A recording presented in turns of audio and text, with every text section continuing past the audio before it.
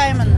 Елімізге бірлік, тыныштық, амандық, жақсылық болсын деп тілеймін. Всех горожан поздравляем, желаем здоровья, счастья, успехов, хорошего настроения праздничного. Еліміз ашық болсын, патшамызға тиіштік болып, аман-есен болайық. Өркеніміз өсе берсін еліміздің, байлығымыз көп болсын. Что все были при хорошем настроении, счастливые, веселые. И всем пришли, постарались прийти на этот праздник и посмотреть на выставку цветов, фруктов, овощей. Әр халықты құттықтаймын. Тек қана жақсы өмір, ашық аспан, біздің Петропавлда тек қана бірлік болсын.